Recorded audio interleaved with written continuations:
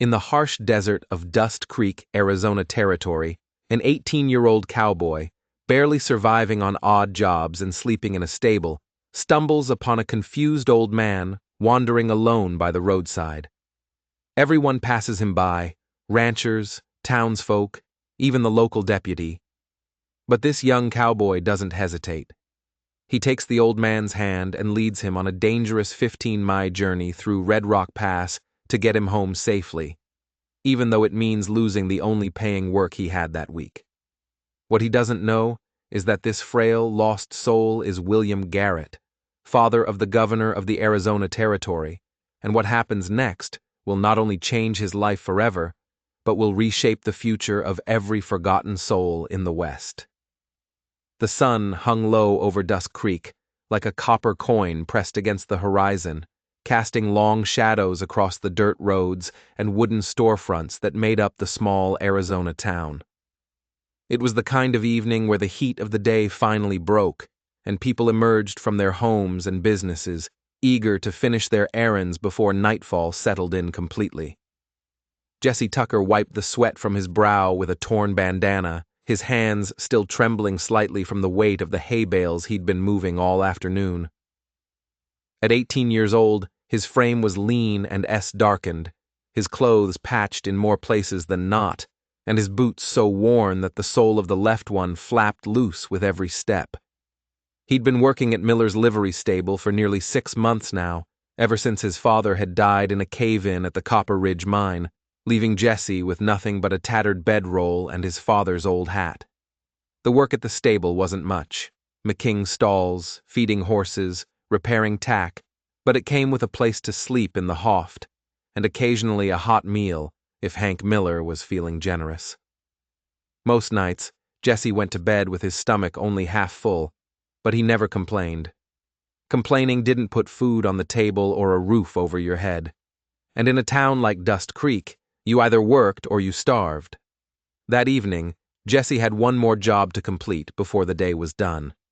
A rancher named Mallister needed a horse delivered to his property on the far edge of town by sundown, and he'd promised Jesse $2 silver for the task, enough to buy a week's worth of beans and bread, and maybe even pay Hank the rent he owed for the loft.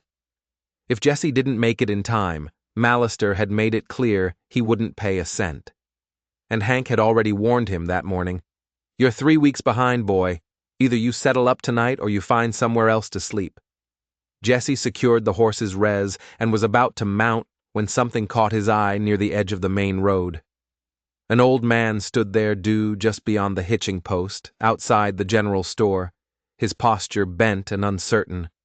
He wore a dusty gray coat that hung loose on his thin frame, a wide-brimmed hat that had seen better days, and his silver hair poked out in wild tufts from beneath it. His weathered hands clutched a walking stick, and he turned slowly in place, looking at each building, each person, as though searching for something he couldn't quite name. Jesse watched as a group of townsfolk walked right past him, a merchant with his arms full of crates, 2 women in bonnets chatting animatedly, a young boy chasing a dog. None of them so much as glanced in the old man's direction. Even Deputy Clayton, who was leaning against the saloon post, smoking a cigarette, looked straight through him as though he were invisible. The old man took a few shuffling steps toward the edge of town, then stopped, confused.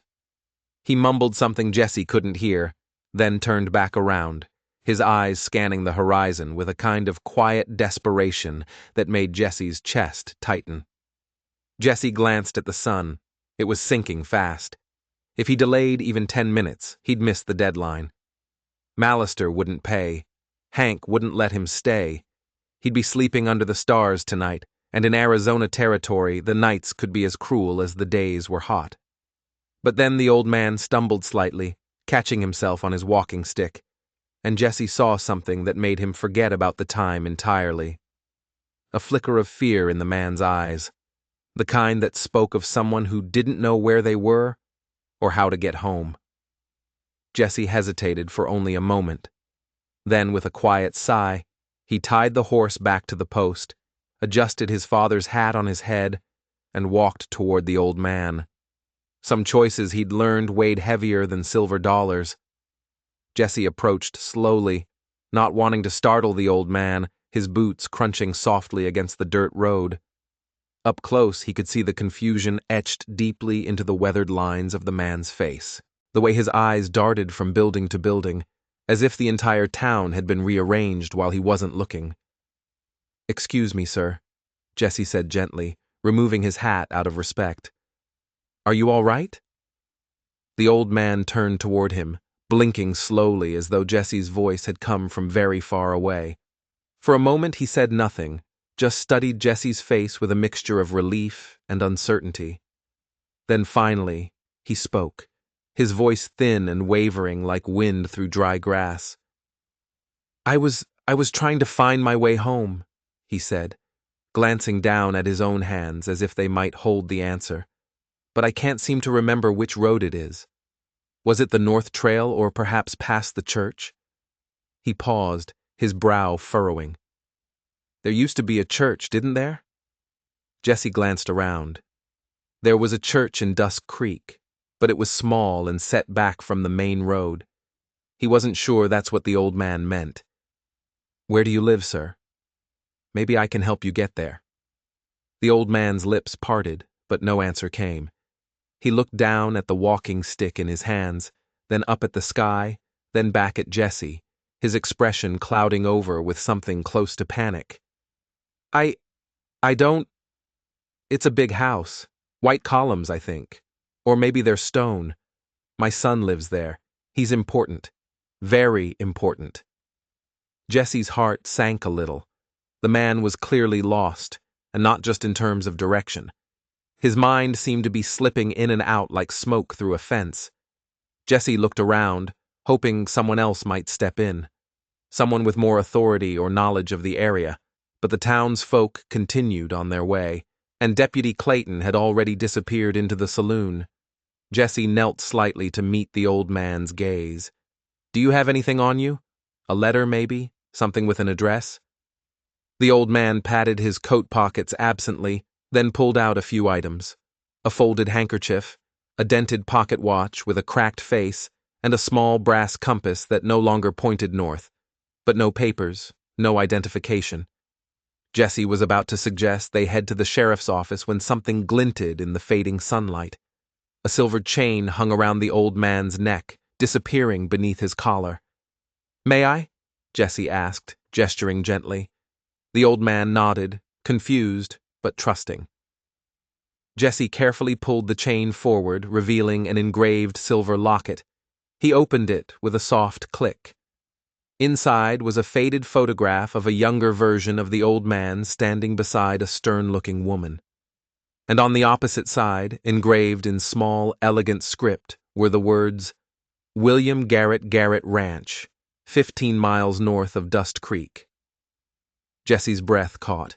Garrett Ranch. He knew the name. Everyone in the territory did. It was one of the largest properties in Arizona, a sprawling estate that had belonged to the Garrett family for decades.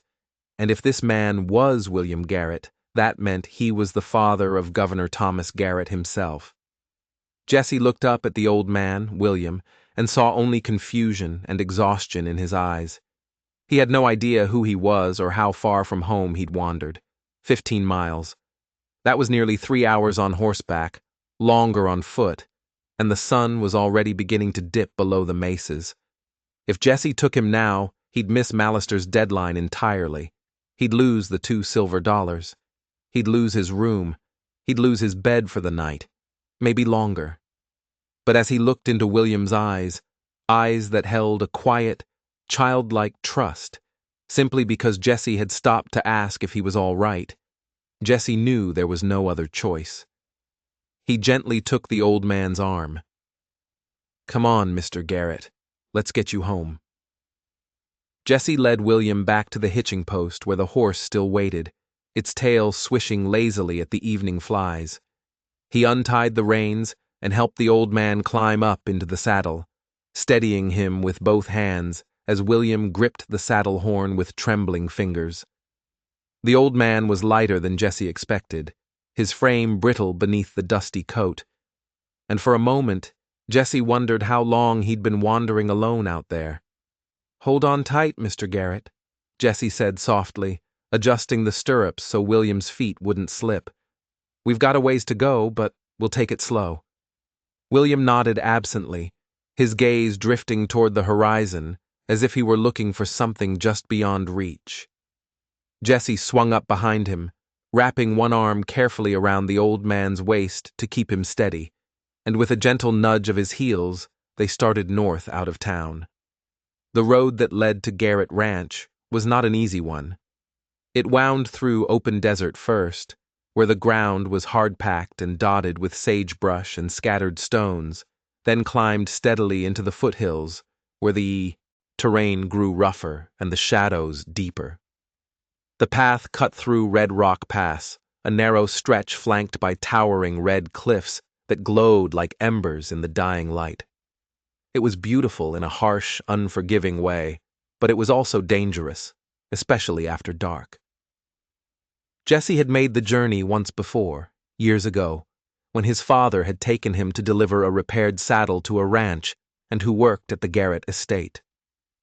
He remembered the way the wind howled through the pass, the way the rocks seemed to shift and groan as if the land itself were alive. He'd been younger then, and his father had been with him. Now he was alone, carrying a man who didn't know his own name. They rode in silence for the first hour, the only sounds the steady clop of the horses' hooves and the occasional call of a distant coyote. William swayed slightly in the saddle, and Jesse tightened his grip, murmuring reassurances whenever the old man seemed startled by a shadow or a sudden gust of wind. "Where are we going?" William asked at one point, his voice soft and uncertain. "Home," Jesse replied simply. "We're taking you home." William was quiet for a moment, then said, "I had a son once. A good boy, smart. He wanted to help people." He paused, his breath catching. "Do you know him?" Jesse hesitated. He didn't know the governor personally. No one like him did. But he'd heard the name spoken with a mixture of respect and fear throughout the territory. Thomas Garrett was known as a fair man, but also a powerful one, the kind who could change lives with a single signature. "I'm sure he's waiting for you," Jesse said gently. William smiled faintly, though his eyes remained distant. He worries too much, always has. As they climbed higher into the pass, the temperature dropped, and Jesse could feel the old man beginning to shiver. Without thinking, Jesse pulled off his own worn jacket and draped it over William's shoulders, even though it left him in nothing but a thin cotton shirt that did little against the cold. "You'll freeze," William murmured, half aware. "I'll manage," Jesse said, though his teeth were already beginning to chatter. They paused once at a small creek that trickled down from the rocks, and Jesse helped William dismount so he could drink and rest. The old man sat on a flat stone, staring at the water as if it held answers he couldn't quite grasp. Jesse filled his canteen and offered it to William, who drank slowly, then handed it back with a quiet, "Thank you," that sounded almost like a prayer. By the time they remounted and continued on, the stars had begun to appear overhead, scattered like silver dust across the darkening sky. Jesse's legs ached. His hands were numb from gripping the reins, and his stomach growled with hunger. But he kept going, one steady step at a time, because turning back now was unthinkable. Some journeys, he realized, weren't measured in miles. They were measured in the weight of a promise made without words. It was nearly 10 when the gates of Garrett Ranch finally came into view, rising out of the darkness like the entrance to another world. 2 tall stone pillars flanked the entrance, topped with iron lanterns that flickered weakly in the night wind, and beyond them stretched a long dirt road lined with cottonwood trees that led toward a sprawling white house set against the base of the hills. Jesse had never seen anything quite like it.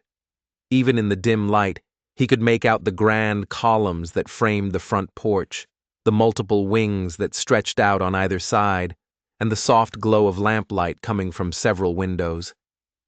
It was the kind of place that belonged in a painting, Not out here in the rugged Arizona desert. He guided the horse through the gates and up the long drive, his exhaustion pressing down on him like a heavy blanket. William had dozed off against his chest somewhere in the last mile, his breathing shallow but steady, and Jesse had been too afraid to wake him. Now, as they approached the house, Jesse could see movement on the porch, figures emerging from the front door, lanterns raised high. "Who's there?" A woman's voice called out sharp with alarm. Jesse cleared his throat, his voice. "My name's Jesse Tucker, ma'am. I've brought Mr. William Garrett home." There was a moment of stunned silence, and then the woman, middle-aged, wearing a dark dress and white apron, gasped and rushed down the steps. "Mr. William. Oda. Dear Lord, where has he been?" She turned back toward the house and shouted, "Martha, get the governor quickly." Jesse carefully dismounted, his legs nearly buckling beneath him, and reached up to help William down. The old man stirred, blinking slowly as if waking from a deep dream. "Are we home?" he asked, his voice small and confused. "Yes, sir," Jesse said gently. "You're home." The woman, who Jesse assumed was one of the housekeepers, took William's arm and guided him toward the porch, murmuring soft reassurances. Jesse stood by the horse, unsure of what to do next, his body swaying slightly from exhaustion. He'd done what he came to do. Now he just needed to get back before wait. The voice came from the doorway, deep and commanding. Jesse looked up to see a tall man stepping out onto the porch, his dark suit impeccable even at this late hour, his face shadowed but unmistakably sharp with authority, Governor Thomas Garrett. He descended the steps quickly, his eyes fixed on William, and when he reached him, he took the old man's face gently in his hands. "Father," he said, his voice thick with emotion, "where have you been? We've had men searching for you since this afternoon." William blinked up at him, a faint smile crossing his lips.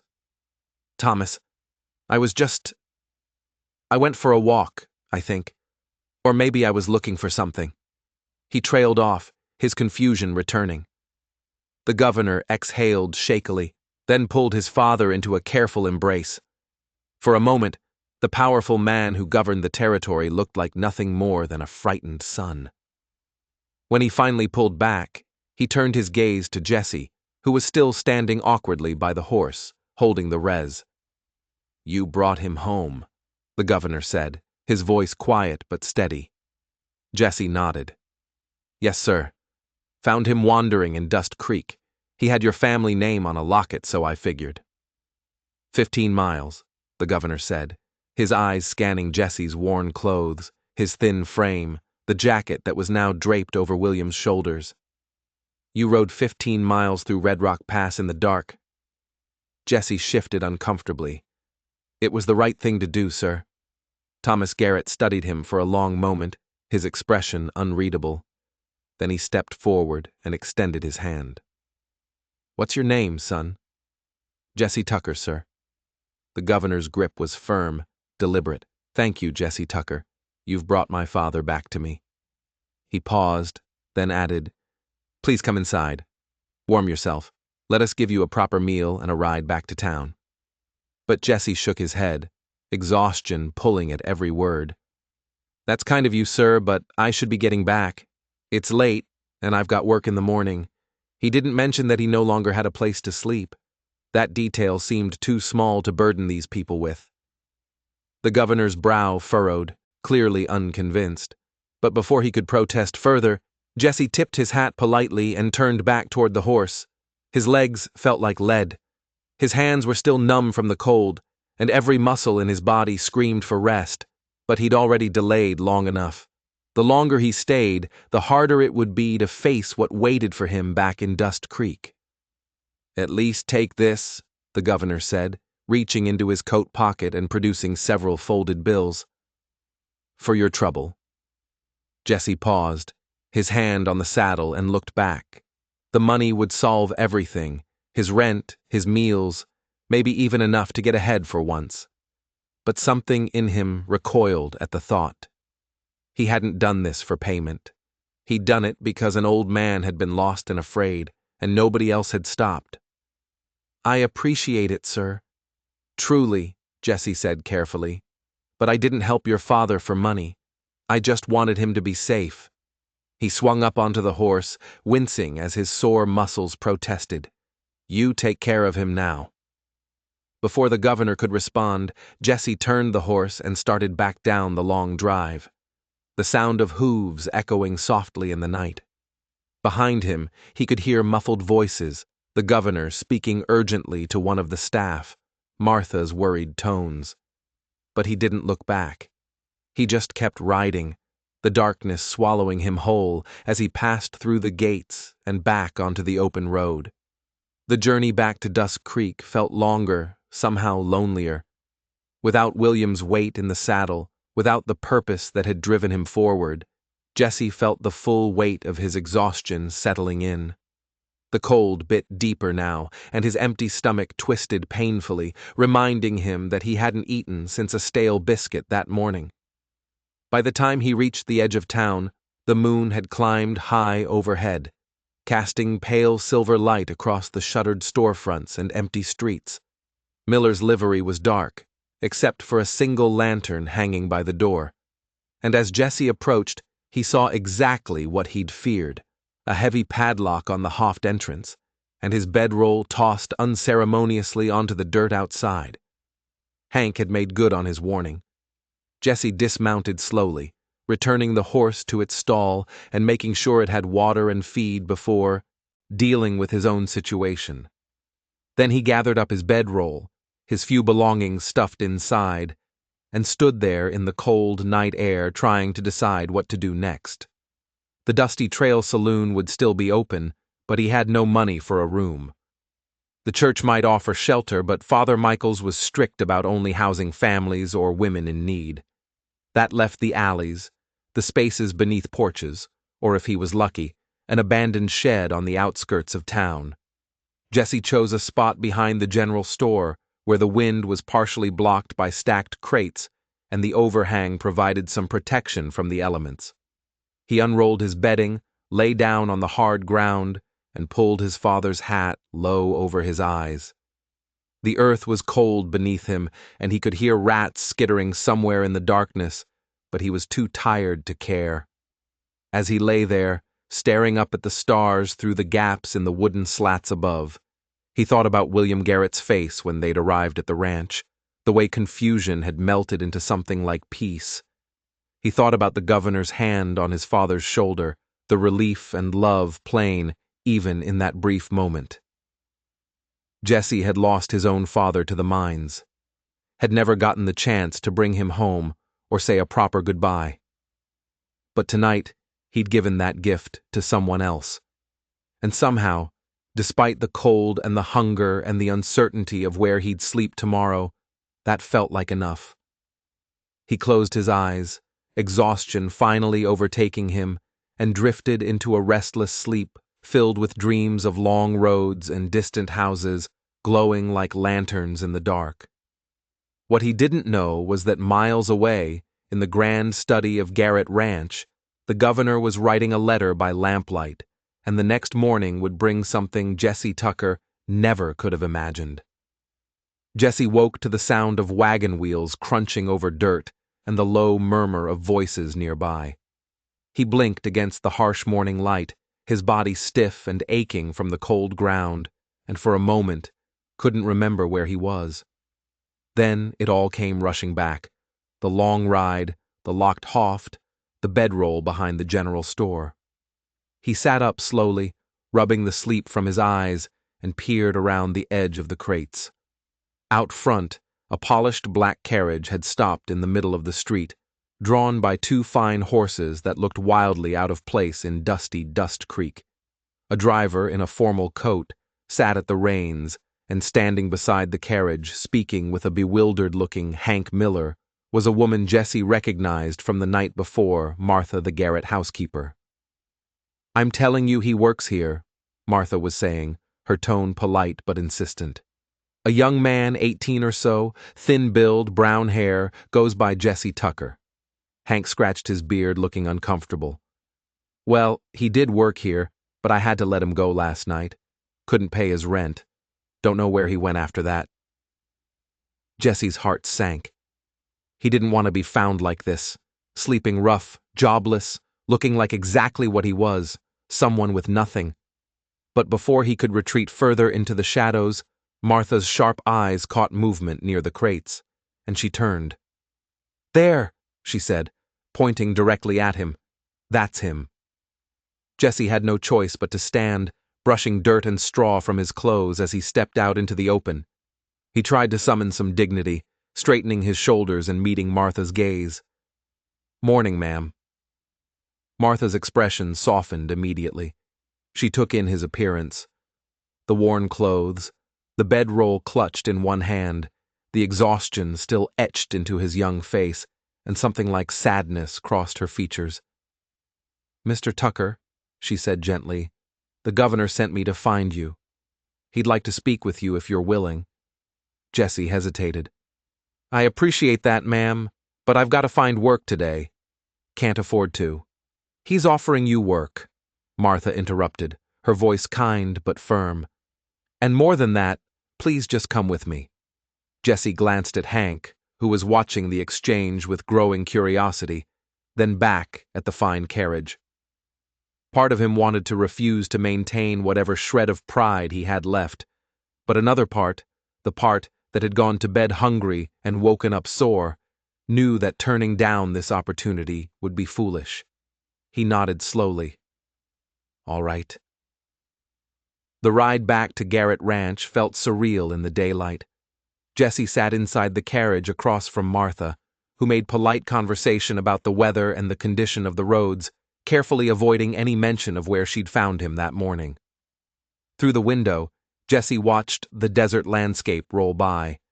The same path he'd ridden in darkness, now revealed in shades of gold and rust under the climbing sun. When they arrived, the estate looked even grander than he remembered. In the daylight, he could see the manicured gardens, the whitewashed fences, the stable that was larger than most houses in Dusk Creek. A few ranch hands paused in their work to watch the carriage pass, and Jesse felt suddenly acutely aware of how out of place he was. Martha led him not to the main entrance, but around to a side door that opened into a comfortable sitting room. "Wait here," she said softly. "The governor will be with you shortly."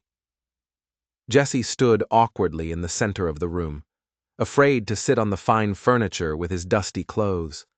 The walls were lined with books, the floor covered in thick rugs, and everything smelled of piped tobacco and polished wood. Through the window he could see William Garrett sitting in the garden wrapped in a blanket, watching birds flit between the trees. Footsteps approached from the hallway, steady and purposeful, and then Governor Thomas Garrett entered the room. He was dressed more casually than the night before, but his presence was no less commanding.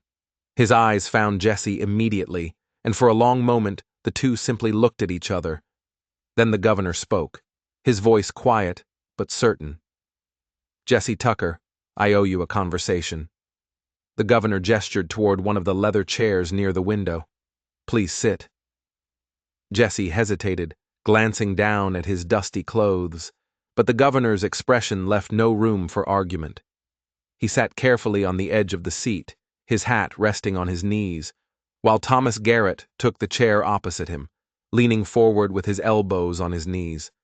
Not the posture of a politician, but of a man speaking from the heart.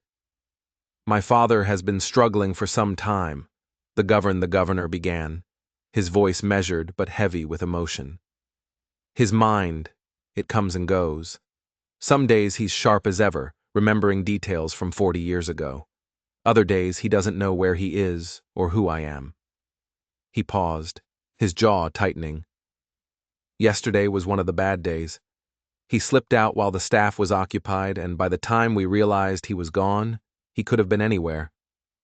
Jesse listened quietly, his hands gripping his hat. "We had men searching the roads, the nearby ranches, even sent word to the sheriff's office in town," Thomas continued. "But it was you, a stranger with no obligation, no connection to our family, Who found him? Who stopped when everyone else just walked by? His eyes locked onto Jesse's. Martha told me where she found you this morning, sleeping behind the general store. Jesse's face flushed with embarrassment, but he held the governor's gaze. You lost your lodging because you chose to help my father. Thomas said, You gave up work, wages, shelter, everything you had to make sure an old man got home safely. He leaned back slightly, his expression softening. That tells me more about your character than any letter of recommendation ever could. Jesse swallowed hard. I just did what anyone should have done, sir. But they didn't, the governor said firmly. That's the point. They didn't. He stood and walked to the window, looking out at his father in the garden. I've spent years in public service, Jesse. I've met hundreds of men, politicians, businessmen, soldiers. Most of them talk about honor and duty, but when it comes down to it, they make the choice that benefits them most. He turned back. You didn't, and that's rare. There was a long silence filled only by the distant sound of William humming a tune in the garden. I'd like to offer you something, Thomas said finally. Not as payment. I know you refused money last night, but as an opportunity. He walked to his desk and picked up a piece of paper, then returned and handed it to Jesse. A position here at the ranch. Room and board, fair wages. And if you're interested, I can arrange for you to continue your education. There's a school in Santa Fe that governor. Jesse interrupted gently, his voice uncertain. That's more than generous, sir. But I don't want you to feel like you owe me something just because I helped your father. That's not why I did it. Thomas Garrett smiled. Not the practiced smile of a politician, but something genuine and warm. I know that, son. That's exactly why I'm asking. He gestured toward the window. My father doesn't have many good days left. I know that. But when he does have them, when his mind is clear, I want him to be surrounded by people who see him as a person, not just as someone to be managed or pied. His voice grew quieter. You saw him that way. Even when he was confused and lost, you treated him with dignity. Jesse looked down at the paper in his hands. It was a simple contract. Handwritten and neat script outlining a position as a ranch hand with living quarters in the staff house, 3 meals a day, and a wage that was more than he'd made in 6 months at the livery. You don't have to decide right now, Thomas said.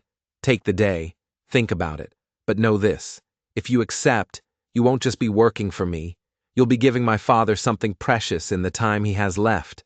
Companionship from someone who genuinely cares. Jesse looked up, his throat tight. Through the window he could see William turning to wave at a butterfly that had landed on the arm of his chair, his face lit with childlike wonder. I don't need the day, sir, Jesse said quietly. I'd be honored to stay. The months that followed changed Jesse Tucker's life in ways he never could have imagined, not through grand gestures or sudden wealth, but through the quiet accumulation of small, meaningful moments that built into something resembling a home. He was given a modest room in the staff quarters, clean, warm, with a real bed and a window that looked out over the eastern hills. The work was honest. Tending horses, mending fences, helping maintain the vast property. But more than that, he was given something he hadn't had since his father died. Purpose and people who saw him not as a burden or a charity case, but as someone who belonged. William Garrett took to Jesse immediately. On his good days, the old man would sit on the porch and tell stories about the early days of the territory, about building the ranch with his own hands, about his late wife and the dreams they'd shared. Jesse would listen for hours, asking questions, laughing at the old jokes, and gently steering the conversation when William's memory began to falter. On the bad days when William didn't recognize where he was or called Jesse by his son's name, Jesse simply sat with him, patient and kind, holding the old man's hand until the confusion passed. He never corrected him harshly, never showed frustration. He just stayed. Governor Garrett noticed.